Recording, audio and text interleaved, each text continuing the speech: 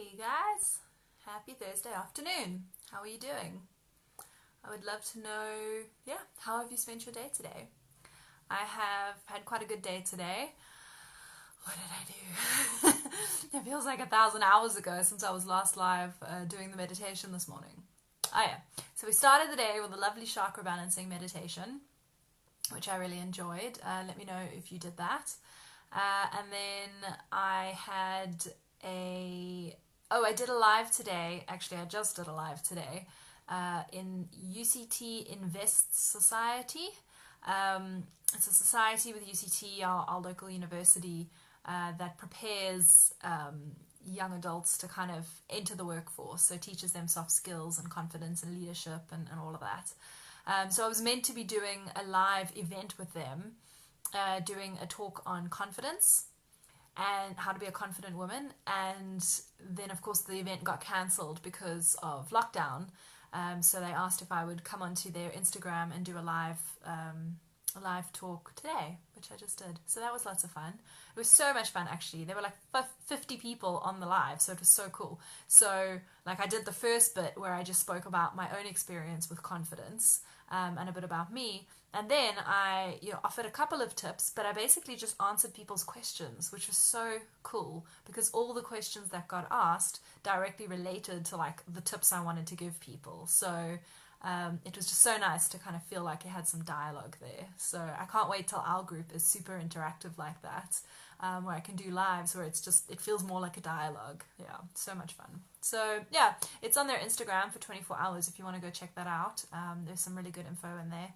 UCT INVEST SOC. So UCT Invest SOC COC SOC. Sorry. Anyway, you can find them on Instagram. Cool. So I did that, and now I'm busy baking banana bread, which I'm excited about. Had some brown bananas, or black bananas, which needed something to be done with them. So I'm baking banana bread. Yum. And I licked the batter, and it was amazing. So yeah, that's been my day. Very chilled. So let me know how you are. If you're here with me live, let me know so I can say hello. And if you are watching on replay, let me know. Cool. So today I was having a conversation with one of my clients over WhatsApp, and she was talking about how she's been more pulled towards doing kind of soul work rather than doing like income producing work, that is to do with her actual like work. And how she's almost dreading coming out of this period because it means she's going to have to go back to doing more of that work and less of the soul work. And what I said to her was everything, because she said to me, how much time do I spend every day doing soul work? And I was like, it's hard to quantify because every time I'm in relation with someone, my soul is expanding. And every time I'm working with a client or I'm doing a live, my soul is expanding. And like, yes, I dedicate time to do meditation and all of these practices, but basically just living my life helps me learn and grow and expand. And so I would call that soul work. So it gave me the idea that maybe we should talk about this now. Like, how do we do the work? The work being that personal growth, spiritual growth, whatever path you're on. How do you do the work? What are some different options? So I've actually made notes today so that I don't go off on tangents. So I'm going to stick with those. So I've identified 4 different areas that are prime examples of how you are doing the work in your everyday life. So the first one is go out and learn. Follow podcasts of people that are teaching you interesting things that expand your frame of reference. Watch webinars, participate in learning programs, sign up for courses, read books, follow inspirational, accounts on social media. Like, go and learn from other people that have knowledge or skills or awareness that you don't yet have. And expand your soul, expand your frame of reference, expand your mind by doing that. So they're in no particular order. I've just numbered them. So the first option of how you can do the work is go and learn. And let me know in the comments if there's someone that you love learning from. So like some examples. Oh, hey, Killian. Yay, again. Some examples of the people that I like to learn from are Gabby Bernstein, Wayne Dyer, Anita Morjani, Dr. Joe Dispenza, Abraham Hicks, my actual trainer and mentor, Karen Pratt, all the all the international TA trainers that I do webinars with. Who else? Podcasts, Oprah, and whoever she's got on her, podcast. Deliciously Ella has the most amazing podcast where she brings in experts to speak about different topics. I often share the links in this group. Lewis, hey Nikki, Lewis Howes, who's got a podcast, The School of Greatness, is really good. He also interviews great people. Mel Robbins with the 5-second rule that I'm always banging on about. Like, there's so many people that I learn from, both virtually and cool, thanks for sharing. Oh yes, Marie Forleo, I forgot about her. What's her thing? Everything is figure-outable. So good. Jay Shetty as well, yeah. And I know you're also a fan of Gabby Bernstein. So you see, the first option, like how do you do the work, is go and learn. Do it consciously, intentionally. Go seek out more information and expand your mind. The second way that you can do the work is cultivate a daily practice. And this can look like whatever makes sense to you, whether it is first thing in the morning doing a meditation, or sitting and journaling. Oh yeah, Gary B. Sitting and journaling every evening, doing yoga at lunchtime. Perhaps it's doing tapping regularly, like every day, or doing trauma release exercises, the tremoring. Whatever you're going for a walk, whatever your daily practice is, it's about spending time with yourself and implementing the tools that you've learned. So it's all good and well in that first option of doing the work of learning, but you've got to integrate that learning. You've got to put it into practice. And so that's what number 2 is about. It's about having a daily practice where you are trying out those different tools and seeing what works for you, what helps you learn more about yourself through doing them, or what helps you release stored trauma or negative emotions. And I don't believe in negative emotions, but I mean emotions that don't feel good. What helps you process all of that stuff are these different tools that you've been learning, but only if you put them into practice. So that's another way to do the work. Let me know what some of your favorite tools are. For me, I've already named them. Meditation, absolutely. I do like TRE, the trauma release exercises. However, I've struggled to make that a constant practice for whatever reason. But yeah, when I do come back to it, I always feel some processing after I've done it. I love tapping. I love yoga, but again, I really struggle to make myself just go do a yoga class. And especially now in lockdown, to do it for myself, I've been struggling with. But I know that when I'm in a regular yoga practice, I have the greatest awarenesses. So, yeah. So let me know, what are some of your favorite tools? Number 3, how do you do the work? Let's see, Nikki's sharing. Yoga, meditation, yoga. Wim Hof in the sea. Yeah, Wim Hof's amazing. He's another person to learn from. He teaches you breathing techniques and how being in cold temperatures can reset your nervous system and take away your fear. And it's actually amazing. So Lewis Howes, who has that podcast, The School of Greatness, he interviewed Wim Hof, and I think I shared it in this week's newsletter, actually, if you're on my mailing list. So go give a listen to that. So interesting.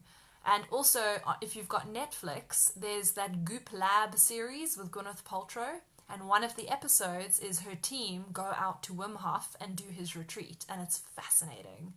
And so now, one of the things that I do daily is when I go into my shower, instead of waiting for the water to warm up, I turn it on, I take a breath in. This is an example of me using my breath to do scary things. I take a breath in, and on my breath out, I step under the cold water, and then I breathe.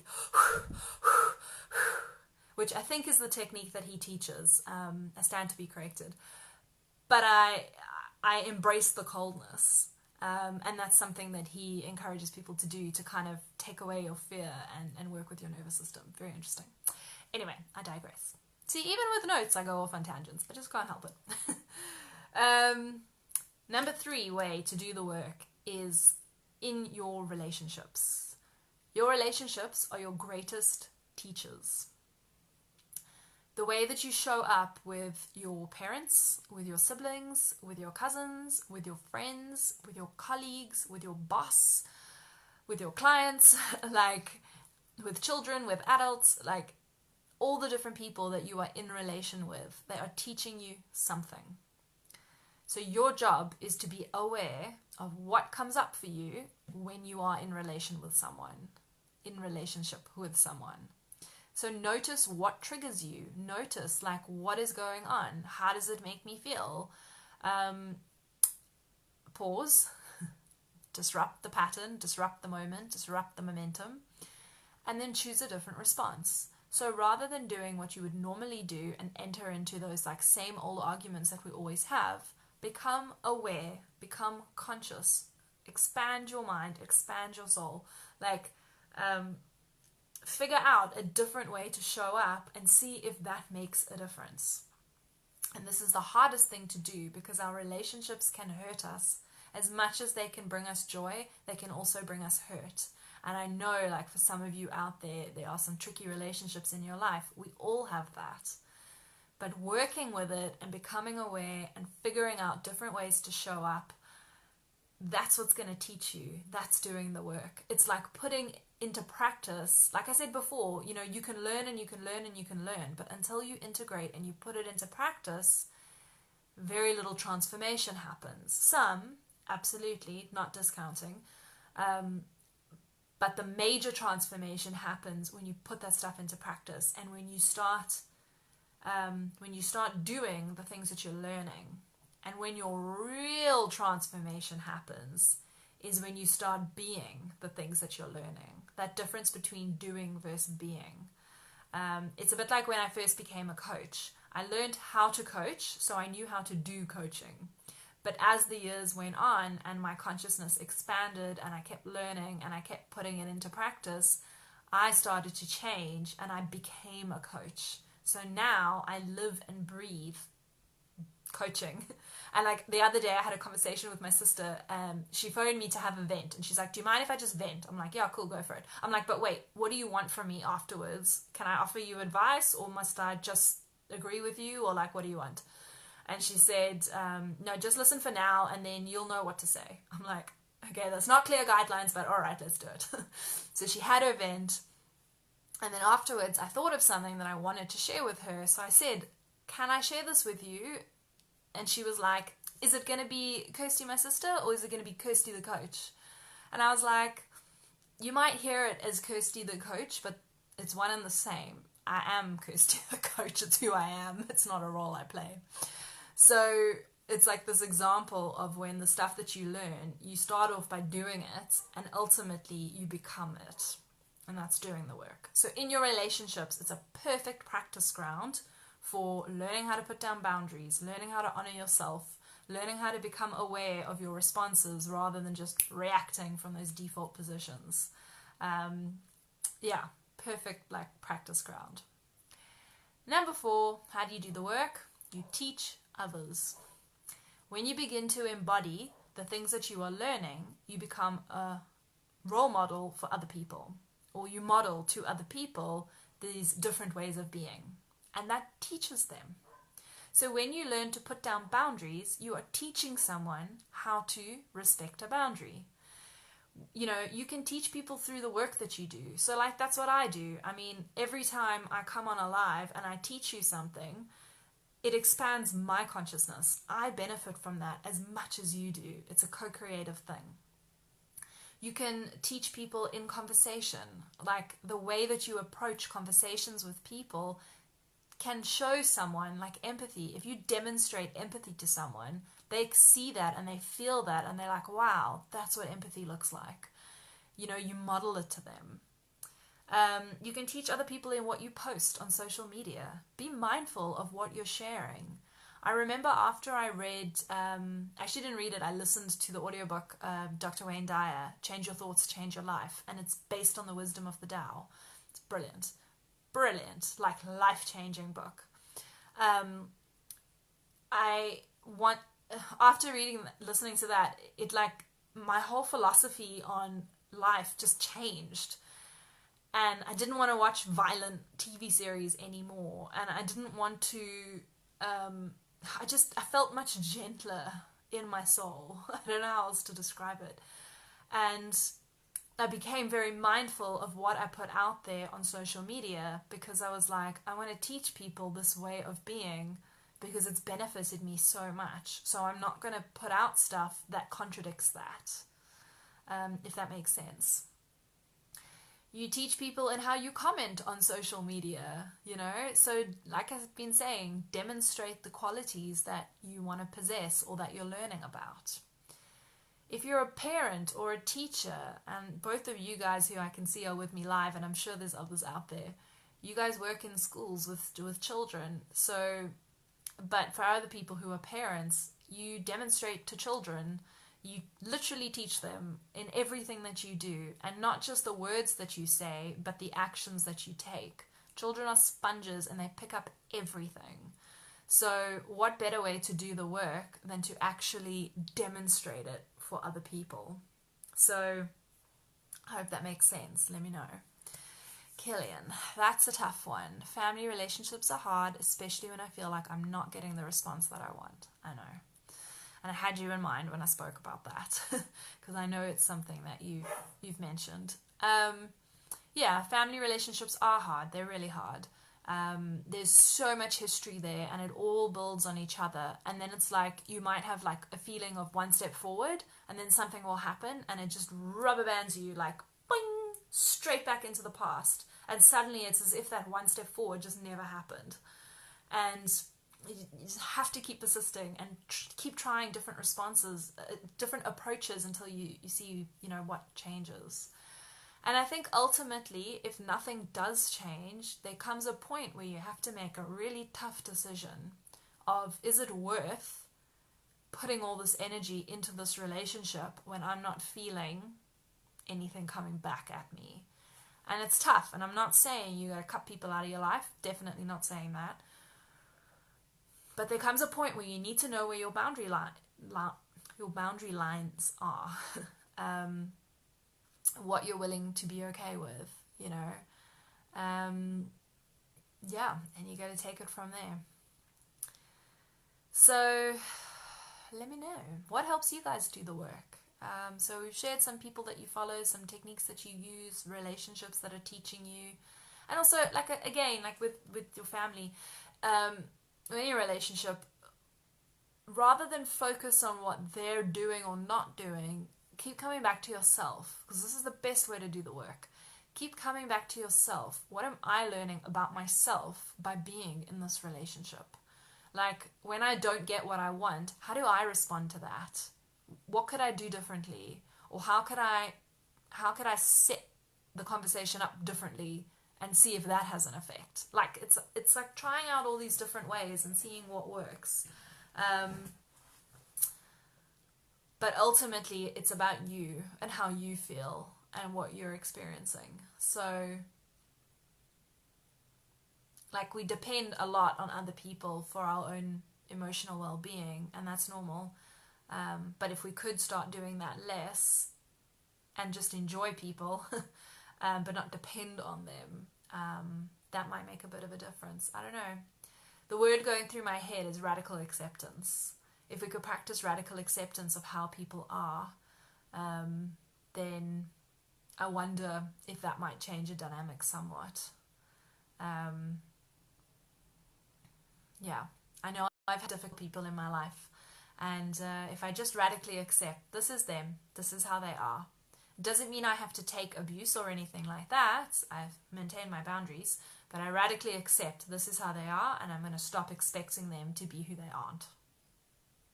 And it's hard. It's really hard, but it's doable. Yeah. Cool. Are there any more comments or questions? Otherwise, I think I'm going to finish off. I can smell my banana bread baking. Almost ready. Yum, I'm so excited. I actually didn't have lunch today, so banana bread will be my late tea. Okay, cool. Doesn't look like there's anything else. If there is something and I've missed it, I will see the comment after this and I'll answer in the comments. Cool. Alright, so just to recap, 4 different ways. Oh, Nikki. Dr. DiMartini is great for info on that too. Yeah, he is. You're welcome.